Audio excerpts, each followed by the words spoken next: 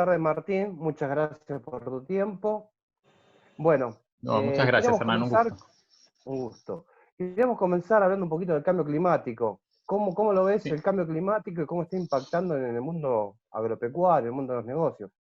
totalmente, totalmente. Sí, creo que es un muy buen tema para enfocarse justamente en el medio de la crisis donde estamos. Y yo creo que una manera de entender lo que está pasando hoy, cuando los gobiernos tienen que decidir cómo invertir en la recuperación de sus países, las empresas, cómo organizarse para la salida también de esta crisis, es lo que ocurre en París. En 2015, a fines de 2015, se hizo la COP21, la reunión de los países alrededor del tema de cambio climático, y ahí se acordó lo que se llama el Acuerdo de París, justamente. Y ese Acuerdo de París fija varios aspectos que creo que son muy importantes para entender por qué en medio de esta pandemia hay como un movimiento en el mundo de la mayoría de los países, quizás salvo algunos, ¿no? Como Estados Unidos o algún otro, pero aún a pesar de que hay algunos gobiernos de pocos países que no están muy alineados con esto, sus empresas y sus gobiernos provinciales o municipales, o en el caso de Estados Unidos, los estados, están muy comprometidos con tratar de cumplir con la primer meta de París, que era que la temperatura de la Tierra no supere los 2 grados y que más bien el calentamiento que el hombre está haciendo a partir de la quema de combustibles fósiles se mantenga entre 1,5 grados y 2 grados. Pero creo que ahí es un momento para empezar a analizar, ¿no?, lo que se acordó en París. Ok, esa tendencia, ¿cómo la ves? ¿Se sigue manteniendo? ¿Se sigue subiendo? ¿Estamos constantes? Claro, claro, fíjate cómo el Acuerdo de París también lo que plantea es, bueno, tratemos de mantenernos entre 1,5 grados y 2 grados y que cada país voluntariamente explique de qué manera va a bajar sus emisiones. Ok, Entonces, la suma de las contribuciones de los países de cómo bajar sus emisiones no da nada bien. O sea que no es suficiente para mantenernos entre 1,5 grados y 2 grados, da más bien cerca de 4 grados, con lo cual está el bien. planeta en 4 grados sería prácticamente inhabitable para el ser humano. Entonces, también lo que plantea el Acuerdo de París es que es importante que los países, además de las contribuciones que hagan hacia adentro ellos mismos, que también promuevan desde el punto de vista de la actividad económica, que esa actividad económica favorezca las inversiones en actividades que sean positivas para el ambiente. Y ahí es donde aparece, y todavía se está negociando, lo que se llama el artículo 6 y la creación de grandes fondos internacionales para apoyar, sobre todo los países en desarrollo, en avanzar en esto. Pero el artículo 6 tiene que ver con la creación de un mercado global de bonos de carbono. Es decir, que aquellos que emiten, que son contaminantes, que paguen y que estén obligados a comprar o a pagarles a aquellos que generan acciones positivas. Y ahí es donde creemos que entra, esto que me preguntabas recién, el rol de la Argentina, que es un país con una gran superficie de ecosistemas muy variados, muchos bajo producción, otros no, pero en esos para poder secuestrar carbono y hacer una contribución justamente al cambio climático. Perfecto. Martín, de estas nuevas tecnologías o de la innovación Sí, tecnológica, ¿cómo ves vos sí. el mitigar o cómo se puede darle una mano para solucionar el cambio climático? Si es que lo hay. Claro, claro. También una de las cosas importantes que se acordó en París es que ya no alcanzaba con bajar las emisiones, sino que había que generar este secuestro de carbono o toma de carbono de la atmósfera y guardarlo en algún lugar. Y el lugar más importante que tenemos para guardar ese carbono de la atmósfera son los suelos. Y las plantas, a través de la fotosíntesis, justamente lo que hacen es tomar carbono del suelo, y cuando esa planta se descompone en sus raíces o sus hojas, va, digamos, incorporando el carbono en el suelo. Entonces, ahí aparece un primer conjunto de tecnologías hoy que se le está dando muchísima atención, y esto empezó hace relativamente pocos años, ¿no?, después de 2015, 2016, que justamente es ayudar a los productores agropecuarios, ¿no?, de todo el mundo, a que ellos aprendan de qué manera sus suelos emiten, por ejemplo, si se hace labranza o si se fertiliza de manera inadecuada, y que al revés, en cambio, si se hacen las cosas correctamente, ¿no? La fertilización justa en los momentos exactos, esas emisiones bajan mucho, y si no se hace labranza, por ejemplo, puede también aumentar ese contenido de carbono en los suelos y ayudar a la disminución del CO2 que hay ya en la atmósfera en exceso. Perfecto, perfecto. Uh-huh. Clarísimo, Martín. Bueno, te quería tocar un poquito también el tema de bioenergías. ¿Cómo está Dale. posicionada la Argentina? ¿Cómo lo ves en el tema de bioenergías? Sí. ¿Hay un proyecto? ¿Cómo lo venimos encarando? Uh-huh. Sí, eso creo que también es otro punto muy importante, porque justamente cuando uno mira estos trabajos grandes que hicieron los científicos reunidos en el IPCC, ¿no? Que es el Panel Intergubernamental de Cambio Climático, desde París para acá, que se publicaron 2 informes especiales donde trabajaron varios científicos argentinos. El primero de los 2 es el informe que se llama de 1,5 grados, que es justamente cómo tiene que hacer el mundo para mantenerse alrededor de 1,5 grados y no llegando a los 2 grados. En ese informe, lo que se hace mucho énfasis es, primero, en que la disminución de emisiones de los combustibles fósiles tiene que bajar como si tiráramos un piano del piso 100. O sea, a muy alta velocidad, las emisiones tienen que bajar, por ejemplo, a menos de la mitad para 2035. Estamos en 2020, o sea que de acá a 15 años nuestro consumo de combustibles fósiles tendría que bajar a menos de la mitad. Y Menos de llegar a 50. 2050 a emisiones cero de consumo de combustibles fósiles, que es algo complicadísimo. Pero además de eso, lo que plantea es un desarrollo del punto de vista de la bioenergía, porque la bioenergía tiene la oportunidad o la capacidad que la planta que se va a usar para producir biocombustibles toma el CO2 de la atmósfera y ese biocombustible después se usa. Pero esa parte de la tecnología que se promueve o que se explica en estos informes es que las emisiones de la bioenergía a su vez sean capturadas y transformadas en otro producto para que no se quede en la atmósfera. Con lo cual, en ese ciclo, las plantas están permanentemente sacando y al mismo tiempo sustituyendo los combustibles fósiles. Entonces, lo que hoy hay en el mundo es una gran oportunidad, creo yo, para el sector de la bioenergía, pero pensado también no solamente en los biocombustibles que conocemos hoy, biodiesel y etanol, sino también pensado en combustibles, lo que se llama los combustibles avanzados o biocombustibles avanzados, como el Perfecto. combustible de aviación, por ejemplo, que pasa a ocupar, claro, todo esto hoy, como los aviones no están volando, pero lo mismo la Asociación Internacional de la Aviación sigue avanzando en su programa de lograr que para 2050 la aviación internacional tampoco genere emisiones, ¿verdad? Y una parte importante de eso va a venir de biocombustibles adaptados a los jets, ¿no? A las turbinas de los aviones. Perfecto. Perfecto, Uh-huh. genial.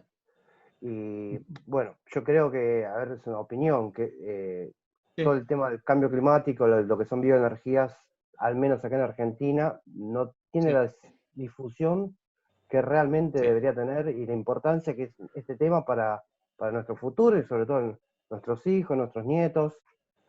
Sí, totalmente.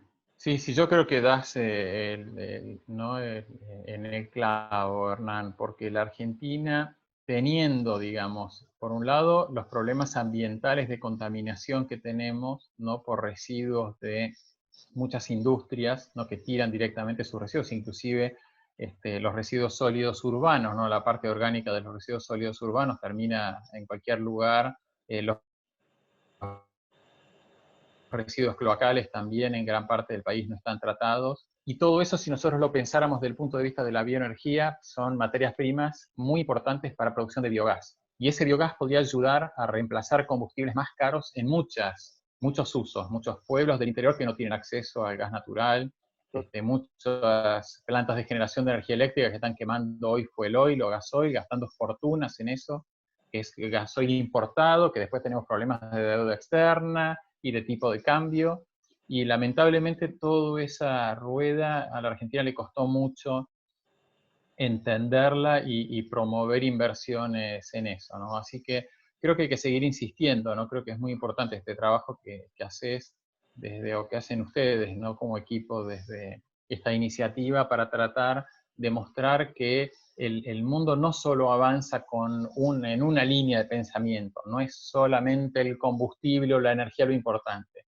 También el poder, esos residuos, transformarlos en elementos de valor, no generar contaminación de los cuerpos de agua, no tirar cualquier cosa a los ríos, los lagos o el mar, es parte de lo que tenemos que hacer como seres humanos, ¿no? Es nuestra responsabilidad Totalmente, también. sí. La reutilización o el reciclado de algo casero como el Exacto. compostaje, de ahí para Exacto. arriba todo lo que sea útil sería genial. Sí, Bueno, mi totalmente, última es pregunta es, indispensable. totalmente, Sí. mi última pregunta es, ¿cómo es el futuro del campo o de los agronegocios?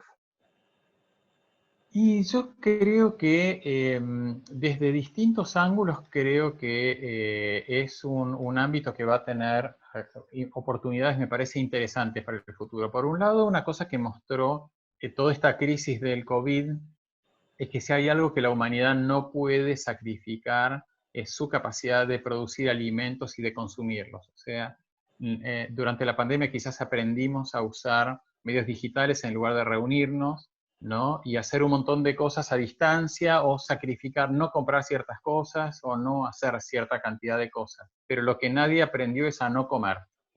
Con lo cual yo creo Totalmente. que, y además que en muchos lugares esa cadena de abastecimiento sufrió, ¿no? Que se almacenaban productos en el origen, que no llegaban a destino, que faltaba. Con lo cual yo creo que hacia adelante me parece que hay una oportunidad de producir mejor. También muchos consumidores del mundo pusieron mucho foco en qué estaban consumiendo, alimentos de más calidad, menos huella de carbono, inclusive el orgánico está teniendo un boom también en el mundo, ¿no? Entonces yo creo que Sí, digamos, para las personas y para las distintas actividades de este mundo, ¿no? que llamamos estos agronegocios, creo que hay una oportunidad de hacer las cosas mejor y de ser, digamos, más valorado por la sociedad por lo que se está aportando, ¿no? Que es algo tan esencial como es el alimento, y ese alimento que hace que podamos vivir bien y alimentarnos correctamente y cuidar a nuestros hijos o a nuestros nietos. Me parece que ahí hay una oportunidad que ojalá en Argentina podamos tomarla, ¿no? totalmente de acuerdo. Ahí, María Laura, ¿tenés alguna pregunta para Sí, Martín? en línea con esto, Martín, ¿cómo se relaciona, cómo observás vos el aprendizaje y el cambio cultural que nos permita justamente esta transformación para que nuestra alimentación esté en el marco de la agroecología y nuestros comportamientos estén en línea con esta necesidad que tenemos de supervivencia? Claramente va a tener que ver con Sí. eso. ¿Cómo observás vos ese proceso de cambio cultural y de aprendizaje individual y el social? Sí, mira, María Elena, me parece una pregunta súper interesante, porque creo que una de las cosas que fue pasando en los últimos años, quizás por distintas razones, ¿no? De la urbanización o de cada vez la vida más ajetreada, más complicada, es alejarnos de entender cómo funciona el origen de los alimentos y cómo funcionan los ecosistemas y cómo están las personas que viven en esos lugares y qué oportunidades tienen o qué falta de oportunidades tienen, ¿no? La soledad de estar en el campo y producir, y creo que se fue generando como un montón de ruido a distintos niveles, y yo creo que esta también, en ese sentido, debería ser la oportunidad también de la revalorización de esas personas que, a pesar de todo esto, siguieron produciendo, cosechando, trabajando, poniendo en los camiones, enviando, preparando, almacenando, estoqueando, y nosotros nunca nos faltó, por lo menos en Argentina, nos faltó carne en las carnicerías, pollo en, ¿no? Las granjas, huevos, verduras, frutas, y todo hacia atrás, ¿no? Entonces, creo que es como un momento en la revalorización de qué es lo que hace cada uno y también de la comprensión de qué significa la tecnología atrás de eso y no creer simplemente que lo natural o en cierta manera lo que pensamos que era natural estaba bien y todo lo tecnológico está mal, sino en tratar de involucrarnos y entender un poco más. Totalmente, y en línea con eso, ¿no? En el marco de una revolución denominada Revolución Tecnología 4.0, el valor del Sí, capital humano ahí entonces cobra cada vez más importancia, esto nos permite ver es darle el valor social que tiene el rol de la persona que está produciendo, que está en su campo, como bien dijiste, y comparto absolutamente y que a pesar de todo eso, siguió trabajando y siguió generando que nosotros podamos claramente tener el producto final en nuestras vidas, en nuestras familias, y bueno, simplemente me parece que coincido con vos que hay que instalar esta idea también, ¿no? Sí, sí, yo creo que me parece que ustedes dan en el punto, ¿no? Que es el rol de la persona, ¿no? Es como la revalorización de la persona, tanto de la importancia de ese consumidor, ¿no? Que valora lo que él come y lo importante que es, pero también ese consumidor valorando todo aquello que hicieron esas personas en el medio, ¿no? Sí. Muchas de las actividades de la producción de alimentos no son robotizables y posiblemente nunca sean robotizables, y siempre va a tener que estar la persona atrás de muchos elementos porque son elementos biológicos que cambian, pero creo que quizás lo más importante, ¿no? De esto que estamos hablando es revalorizar el rol de nuestro como humanos y cómo también el planeta nos necesita, ¿no? Lo del cambio climático en el fondo es la naturaleza diciéndonos, miren, esto que están haciendo está mal, y así el problema mayor lo van a tener ustedes, ¿no? Un claro mensaje tenemos a través de eso. Y Martín, ¿qué rol crees que tiene la economía del conocimiento en este contexto? Y es un excelente punto, ¿no? Pero creo que quizás es justamente lo que nos debería permitir, ¿no? O sea, todas las áreas distintas que conforman eso que vos, ¿no? Que bien definís como la economía del conocimiento, todas esas áreas deberían ayudar a crear más sabiduría, ¿verdad? No solamente más cantidad de información y estar todos tapados de información que nos ensordece, sino también un poco de calma, ¿no? Y ese conocimiento transformarlo en poder diferenciar qué es importante, qué necesitamos mantener en foco, y que eso nos ayude también a tener una economía adecuada. Lamentablemente la Argentina es de los países que tienen el mayor lío de la economía, pero también hay una discusión en el mundo respecto a qué necesidad tiene de seguir creciendo el consumismo y la capacidad de consumir y tirar y generar mayor desperdicio, y hasta dónde eso tampoco es necesario, ¿verdad? Pero es, como decís vos, es parte de un cambio cultural, ¿verdad? Absolutamente. Y en ese contexto, la educación viene a formar un elemento fundamental para que nosotros, desde el Vamos, también podamos incorporar esta nueva forma de vida y de reconocimiento de nuestro como sujeto comprometido con el todo. Sí, totalmente, totalmente. Ahí es quizás el elemento crítico. Y también cuando uno mira, ¿no? Que esas paradojas de la Argentina, ¿no? Cuánto gana en Argentina un docente o un médico y cuánto ganan personas que están en otros gremios, ¿no? Para no poner, y uno mira los países que le va muy bien y que es quizás al revés, donde quizás el médico es el que más gana, el docente es el segundo que más gana y está ahí, y todas las demás profesiones seguimos para atrás, ¿verdad?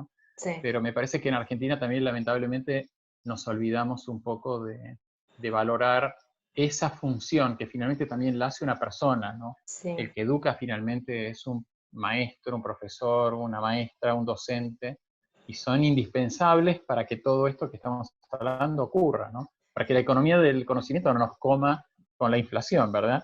Claro, y pensando también en el concepto de la complementariedad, cómo en algún momento apareció el fantasma del temor a que las máquinas ocupen nuestro lugar, y este contexto nos está demostrando que claramente es imposible pensar que nos van a correr, digamos, las máquinas, porque tenemos que amoldarnos y sigue siendo importante el valor que tiene el sujeto, en este caso un docente, generando también su formación para poder estar en la sinergia de lo que los estudiantes necesitan. Es solamente un recurso la tecnología, el resto de los conocimientos los tenemos que nosotros procesar y transmitir. Y ahí claramente hay un compromiso de cada uno nuestro, ¿no? Sí, totalmente de acuerdo.